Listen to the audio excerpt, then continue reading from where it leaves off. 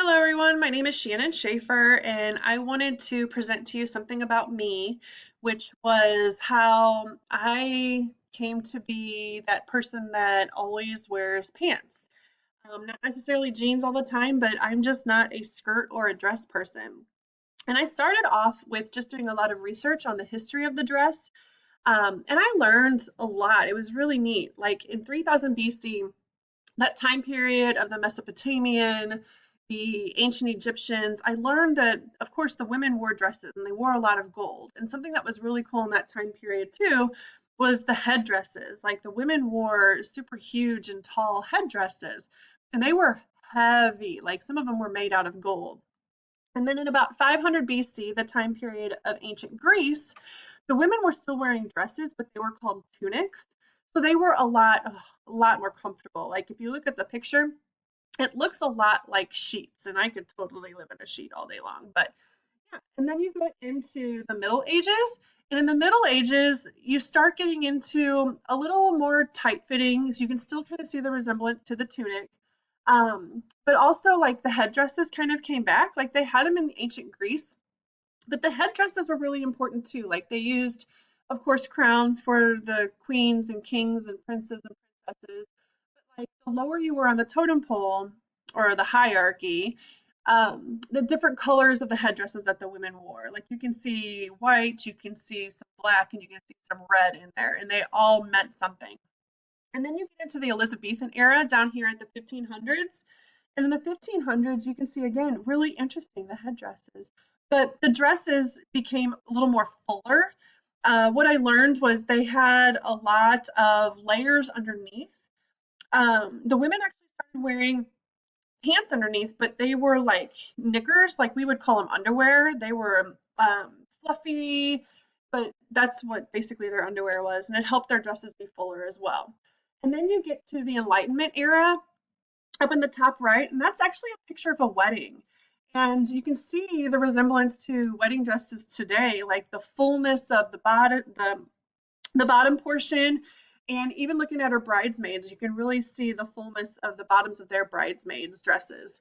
So in the Elizabethan area, I'm sorry, the Enlightenment area down here, up here, you can really see the fullness coming into the dresses. And then you get to the suffrage movement, and this is where I was really surprised.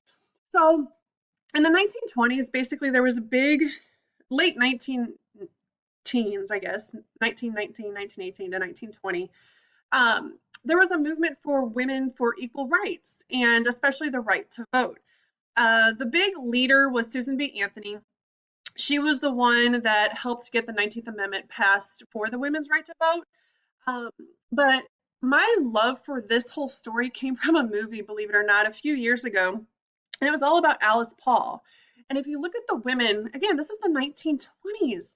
The women are still wearing dresses. I was really surprised by this because when I first started doing my research, I was really thinking that, excuse me, the suffrage movement, those women, because they were wanting equal rights with men, would definitely be wearing pants.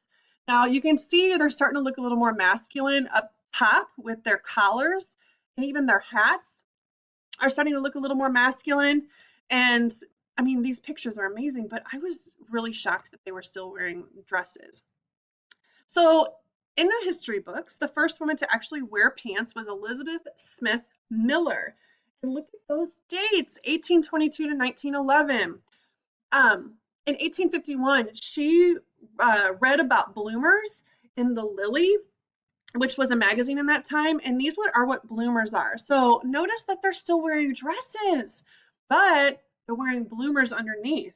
So this was similar to the magazine that she read, that article she read, and Elizabeth actually made a pair of her own because she wanted a pair so badly, and she saw this and she was like, I can do that.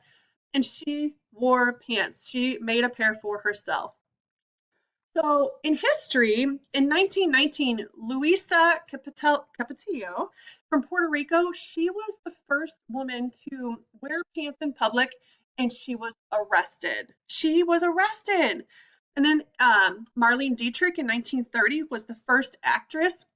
She's a German actress, the first actress in history to ever wear pants in a movie. The first singer to ever wear pants was Charlene Arthur. She's a country music singer in 1940. And then look at this, 1990. That's what, 27 years ago? She was the first woman to wear pants on the Senate floor, and it caused an uproar in 1990. That is so crazy to me. So this is my life. All right. Every picture I found of the women in my life, that's what matriarchs mean. The role models, the women in my life, they were all wearing pants. So here is my great grandmother when she was a kid. She was farming, obviously. That's all corn. She's wearing pants. This is my family in San Diego. This is my mom right here, and they're all wearing pants. This is my great grandmother before she passed away and her sister, both wearing pants. This is my godmother, gorgeous as ever, and she just passed away and she's wearing pants. And look at all the women in here. Like they're all wearing pants. Like there's a couple like that I don't know, but that are wearing dresses. Like, but for the most part, we're all wearing pants. Look at me, I'm wearing pants. And then, I was just thinking about why we all wear pants. And I could only think about just my family history. I come from a family of farmers, and it's just natural to wear pants out when you're farming because your legs would be all bit up. And I come from a family of athletes as well. My mom, look at here.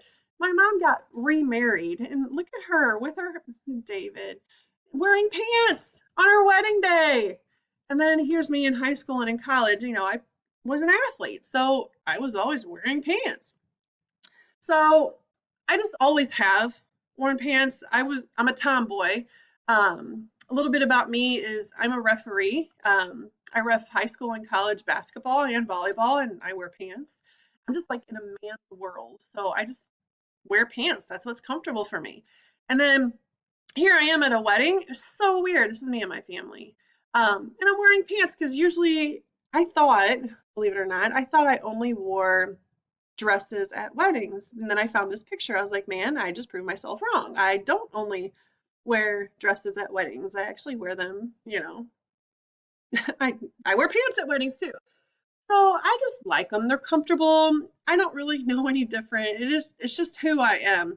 And believe it or not, my legs are too long, and that kind of gets to my opinion on all of this. I don't care. If people are going to look down on me because I wear pants, great. When I wear pants, I make them look professional. And believe it or not, I just don't think skirts nowadays are made for women like me, or really any woman who's a professional like me. I think a lot of skirts nowadays are made way too short, and I happen to have really long legs, and I am truly embarrassed by some of the dresses and the skirts. And I think really there's a lot of women that wear too short of skirts and dresses, and it doesn't look professional, and it can be embarrassing, and it doesn't really look respectful. And even girls nowadays, I cringe at some of the dresses and skirts that girls wear to school. It's just not the environment for it. You can do whatever you want at home, in the mall, at the movies, at the dances, whatever, but when you're in a professional environment, when you want to be taken seriously, you're sometimes dresses and skirts are just not the way to go because some of them aren't made to be worn that way. So, all in all, I am happy with who I am. I learned a lot by doing this and been very thankful for the opportunity. I hope you guys enjoyed, and I hope you guys learned something too. Thank you.